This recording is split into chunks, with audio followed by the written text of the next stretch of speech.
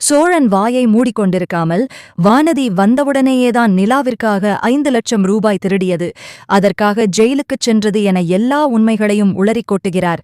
இதைக் கேட்ட வானதி, நிலாவிற்காகவா இவ்வளவு செய்தீர்கள்? அவர் அதற்கு தகுதியானவர் இல்லையே என்று ஏளனமாகப் பேசி விழுந்து விழுந்து சிரிக்கிறார். வானதியின் சிரிப்பு சத்தம் கேட்டு குடும்பமே அங்கு கூடிவிட, சோழன்தான் மறைக்க நினைத்த விஷயம் இப்படி கௌரவக் குறைவாக வெளியே தெரிந்ததை எண்ணி வருந்துகிறார். நிலாவை மட்டம் தட்டிப் பேசும் வானதி, நீங்கள் இருவரும் பேருக்காகத்தானே கல்யாணம் செய்து கொண்டீர்கள், விவாகரத்து வேறு கேட்டிருக்கிறீர்கள், அப்புறம் ஏன் அவர் மீது இவ்வளவு அக்கறை என்று சரமாரியாக கேள்வி கேட்கிறார். அதற்கு பதில் சொல்லும் நிலா, சோழனைப் பற்றி தனக்கு தெரிந்த ரகசியங்களையும் அவரது விருப்பங்களையும் ஒவ்வொன்றாக கூறி வானதியை அதிர வைக்கிறார். சட்டம் வேண்டுமானால் எங்களை பிரிக்கலாம், ஆனால் மனதால் நாங்கள் ஒன்று சேர்ந்து விட்டோம் என்று நிலா உறுதியாக கூறுகிறார். பாண்டியனும் வானதியை கண்டித்து சோழன் மீது நிலா வைத்திருக்கும் நம்பிக்கையை எடுத்துச் சொல்கிறான். இருப்பினும் வானதி எதையும் நம்பாமல், இவர்களெல்லாம் சும்மா நடிக்கிறார்கள் என்று மீண்டும் வம்பிழுக்க ஆத்திரமடைந்த நிலா தனது காதலை நிரூபிக்க சோழனை அனைவர் முன்னிலையிலும் கட்டிப்பிடித்து முத்தமிடுகிறார். இதைச் சற்றும் எதிர்பார்க்காத வானதி அதிர்ச்சியில் உறைந்து நிற்க, சோழனோ வானதி செய்த வம்பால்தான் நிலாவின் காதல் தனக்கு வெளிப்படையாக கிடைத்தது என்று எல்லையில்லா மகிழ்ச்சியில் துள்ளிக் குதிக்கிறார். அடுத்ததாக வானதிக்கும் நிலாவிற்கும் இடையே நடக்கும் இந்த மோதலை பார்ப்போம். வானதி அதிர்ச்சியில் உறைந்து நிற்க சோழன் துள்ளிக் குதித்துக்கொண்டு உள்ளே போகிறார். அங்கே நிலா தன் அறைக்குள் சென்று வெட்கத்தில் முகம் சிவக்க அமர்ந்திருக்கிறார். பின்னாடியே ஓடிவரும் சோழன், என்னங்க நிஜமாவேவா? எல்லாரும் முன்னாடியும் அப்படி ஒரு முத்தம் கொடுத்துட்டீங்களே, எனக்கு இன்னும் கனவு மாதிரியே இருக்கு என்று உருகுகிறார். நிலா மெல்லிய புன்னகையோடு, உங்களுக்காகத்தான் சோழன், அந்த வானதி உங்களை ரொம்ப மட்டம் தட்டி பேசினா, அதான் அவ வாயை அடைக்க அப்படி செஞ்சேன். ஆனா நான் சொன்னது எல்லாமே உண்மைதான், உங்களை பத்தி எனக்கு எல்லாமே தெரியும் என்கிறார். வெளியே பாண்டியன் வானதியை பார்த்து, இப்பவாது உன் சந்தேகம் தீர்ந்ததா? இனியாவது அவங்க விஷயத்துல தலையிடாமரு என்று சொல்லிவிட்டு போகிறான். வானதி மட்டும் தனியாக நின்று, எல்லாரும் என்னை ஏமாத்துறீங்க, இந்த நிலா ஏதோ பெரிய பிளான் போடுறா, அது யாருக்கும் புரியல, கண்டிப்பா இவங்க 2 பேரையும் பிரிக்காம விடமாட்டேன் என்று தனக்குள் கருவுகிறாள். மறுநாள் காலை சோழன் ரொம்ப உற்சாகமாக நிலாவிற்கு பிடித்தமான மல்லிகை பூவை வாங்கிக் கொண்டு வருகிறார். ஆனால் அங்கே ஒரு பெரிய அதிர்ச்சி காத்திருக்கிறது. நிலாவின் அப்பா திடீரென கார் நிறைய ஆட்களுடன் வீட்டு வாசலில் வந்து நிற்கிறார். நிலா, வா கிளம்பு, உனக்கு விவாகரத்து கிடைச்சிருச்சு, இதோ பேப்பர், இனி நீ இந்த ஏழை வீட்ல இருக்க வேண்டிய அவசியமில்லை என்று அதிகாரத்தோடு கத்துகிறார். சோழன் கையில் இருந்த பூ கீழே விழுகிறது. நிலா தன் அப்பாவை பார்ப்பதா அல்லது சோழனை பார்ப்பதா என்று தெரியாமல் திகைத்து நிற்கிறார். அடுத்து என்ன நடக்கும்? நிலா தன் அப்பாவுடன் செல்வாரா அல்லது சோழனுக்காக போராடுவாரா என்று பார்ப்போம். நிலாவின் அப்பா கையில் விவாகரத்து பத்திரத்தோடு நிற்பதை பார்த்து மொத்த குடும்பமும் அப்படியே அதிர்ந்து போகிறது. சோழனின் கண்கள் கலங்க, எங்க நிலா, இப்பதானே நம்ம ஒன்னு சேர்ந்தோம், அதுக்குள்ள இப்படி ஆகிர்ச்சே என்று திக்கித் திணறி நிற்கிறார். வானதி மட்டும் தூரத்தில் நின்று, நான் அப்பவே சொன்னேன்ல இதுதான் நடக்கும்னு என்பது போல் ஒரு நக்கல் சிரிப்போடு பார்த்து கொண்டிருக்கிறாள்.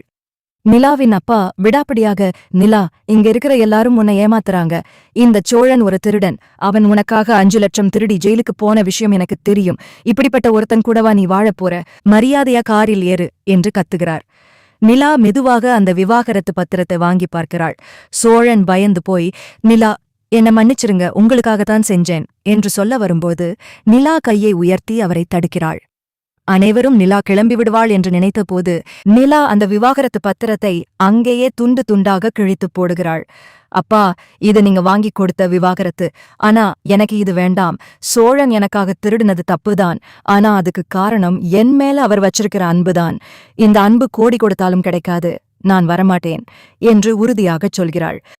இதை பார்த்த சோழன் ஆனந்த கண்ணீரோடு நிற்க பாண்டியன் முன்னே வந்து, பாத்தீங்களா ஐயா, இதுதான் உண்மையான காதல், இனிமேலாவது இவங்களை பிரிக்க நினைக்காதீங்க என்று நிலாவின் அப்பாவிடம் சொல்கிறான். அவமானப்பட்ட நிலாவின் அப்பா, சரி உன் இஷ்டம், ஆனா என்னைக்கோ ஒரு நாள் வருத்தப்படுவு என்று சொல்லிவிட்டு கோபமாக வெளியேறுகிறார். சோழன் ஓடிப்போய் நிலாவின் கையை பிடித்துக் கொள்கிறார். வானதி முகம் அப்படியே கருத்துப் போகிறது. பாத்தியா வானதி, என் நிலா என்னை விட்டு போக மாட்டாங்கன்னு சொன்னேன்ல என்று சோழன் பெருமையாகச் சொல்கிறார். இதற்குப் பிறகு வானதி அமைதியாக இருப்பாரா அல்லது வேறு ஏதாவது சதி செய்வாரா என்று பார்ப்போம். நிலா தன் அப்பாவை எதிர்த்து விவாகரத்து பத்திரத்தை கிழித்துப் போட்டது சோழன் குடும்பத்தையே நெகிழ்ச்சியில் ஆழ்த்துகிறது. சோழன் அழுது கொண்டே நிலாவின் கையை பிடித்து, என்ன மன்னிச்சிருங்க நிலா, எனக்காக இவ்ளோ பெரிய வாழ்க்கையை விட்டுட்டு வந்துட்டீங்களே என்கிறார். நிலா மென்மையாக புன்னகைத்து, உங்க அன்புதான் சோழன் எனக்கு பெரிய வாழ்க்கை, இனிமே இந்த வீட்டை விட்டு நான் எங்கேயும் போக மாட்டேன் என்று உறுதி அளிக்கிறார். இதை பார்த்து கொண்டிருந்த வானதியால் ஆத்திரத்தை அடக்க முடியவில்லை. எல்லாரும் இவ பேச்ச நம்பி ஏமாறாதீங்க, இப்போதைக்கு இங்க இருந்துட்டு அப்பா கிட்ட அப்புறமா ரகசியமா போயிருவா, இவள நம்புறது ஆபத்து என்று மீண்டும் விஷத்தை கக்குகிறாள். ஆனால் இந்த முறை பாண்டியன் விடவில்லை. வானதி, போதும் நிறுத்து. ஒரு பொண்ணு தன் அப்பாவையே எதிர்த்து நின்னு காதலை நிரூபிச்ச அப்புறமும் நீ இப்படி பாரு பேசுறது ரொம்ப மோசம். இனிமே நிலா அண்ணிய பத்தி தப்பா ஒரு வார்த்தை பேசினா நான் சும்மா இருக்க மாட்டேன் என்று எச்சரிக்கிறான். வானதி கோபத்தில் தன் அறைக்குச் சென்று கதவை சாத்திக் கொள்கிறாள். அங்கே அவள் தன் அம்மாவுக்கு போன் செய்து, அம்மா, இந்த நிலா எல்லாத்தையும் தன் பக்கம் திருப்பிட்டா, சோழன் இப்போ அவளுக்கு அடிமையா ஆகிட்டான், எப்படியாவது இவளை இந்த வீட்டை விட்டு துரத்த நான் ஒரு புது பிளான் போட போறேன் என்று ரகசியமாக சதி செய்கிறாள். அடுத்த நாள் காலையில் சோழன் நிலாவிற்கு பிடித்தமான டிப்பனை தானே சமைத்து ஆசையாக எடுத்து வருகிறார். அப்போது நிலாவின் போனுக்கு ஒரு மர்மமான மெசேஜ் வருகிறது. அதை பார்த்த நிலாவின் முகம் சட்டென மாறுகிறது. சோழன் அதை கவனித்து, என்னங்க நிலா, என்னாச்சு, முகம் ஒரு மாதிரி இருக்கே என்று கேட்கிறார். நிலா பதற்றத்தை மறைத்து கொண்டு, ஒண்ணுமில்ல சோழன், பழைய ஃப்ரெண்டு ஒருத்தி மெசேஜ் பண்ணியிருக்கா என்று சொல்லிவிட்டு அங்கிருந்து நழுவுகிறாள். நிலா மறைக்கும் அந்த ரகசிய மெசேஜ் என்ன, வானதியின் அடுத்த சதி என்னவாக இருக்கும் என்று பார்ப்போம். நிலா பதற்றத்துடன் தவிப்பதைப் பார்த்த வானதி மெல்ல அவள் பின்னாடியே சென்று நோட்டம் விடுகிறாள். நிலா யாரிடமோ ரகசியமாக போனில் பேசிக் கொண்டிருப்பதை கவனித்த வானதிக்கு, சிக்குநாடி நிலா, இப்போ உன் சுயரூபத்தை எல்லாருக்கும் முன்னாடியும் கொண்டு வர்றேன் என்று ஒரு குரூரமான சந்தோஷம் பிறக்கிறது. நிலா போனில், இங்க பாருங்க, இப்போதைக்கு என்னால வர முடியாது, சோழன் என் மேல ரொம்ப நம்பிக்கை வச்சிருக்காரு, அவரை ஏமாத்த எனக்கு மனசில்ல, தயவு செஞ்சு என்னை விட்டுருங்க என்று கெஞ்சிக் கொண்டிருக்கிறாள். இதை அரைகுறையாக கேட்ட வானதி உடனே ஓடிப்போய் சோழனை இழுத்து கொண்டு வருகிறாள். சோழன், ப்ரோ, இங்க பாருங்க, உங்க நிலா யாரோ ஒருத்தர்கிட்ட ரகசியமா பேசிட்டே இருக்காங்க, நீங்க அவங்கள நம்பி ஏமாறுறீங்க என்று கத்துகிறாள். சோழன் குழப்பத்துடன் நிலாவிடம் வர நிலா பயந்து போய் போனை மறைக்கிறாள்.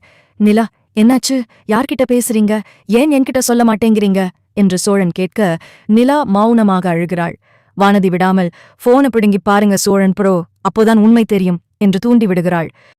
வேற வழியில்லாமல் நிலா போனை தர அதில் ஒரு பழைய போட்டோவும் சில மெசேஜ்களும் இருக்கின்றன. சோழன் அதை பார்த்துவிட்டு அதிர்ச்சியில் உரைகிறான். ஆனால் வானதி எதிர்பார்த்தது போல் அது காதல் மெசேஜ் இல்லை. அது நிலாவின் தோழி ஒருத்தி பண உதவி கேட்டு அனுப்பிய மெசேஜ். நிலாவின் அப்பா அனுப்பிய ஆட்கள் நிலாவை துரத்திக் கொண்டே இருப்பதாகவும் அவளைப் பற்றிய தவறான தகவல்களை சோழன் குடும்பத்திடம் சொல்லப்போவதாகவும் மிரட்டியிருக்கிறார்கள். சோழன் நிலாவின் கையை பிடித்து, ஏங்க நிலா, இதுக்காகவா பயந்தீங்க, உங்க அப்பா என்ன செஞ்சாலும் நான் உங்க கூடவே இருப்பேன், இந்த வானதி பேச்சைக் கேட்டு உங்களை ஒரு நிமிஷம் சந்தேகப்பட்டது என் தப்புதான் என்று வருந்துகிறார். வானதிக்கு தலைகுனிவாக போய்விடுகிறது. பாண்டியன் அங்கிருந்து வந்து, வானதி, உன் வேலை முடிஞ்சதா, இனியாவது திருந்துவியா என்று அவமானப்படுத்துகிறான். ஆனால் நிலாவுக்கு தெரியும் இது வெறும் ஆரம்பம்தான் என்று. அவளது அப்பா அடுத்து செய்யப்போகும் பெரிய சதி என்ன, சோழன் அதை எப்படி சமாளிப்பார் என்று பார்ப்போம்.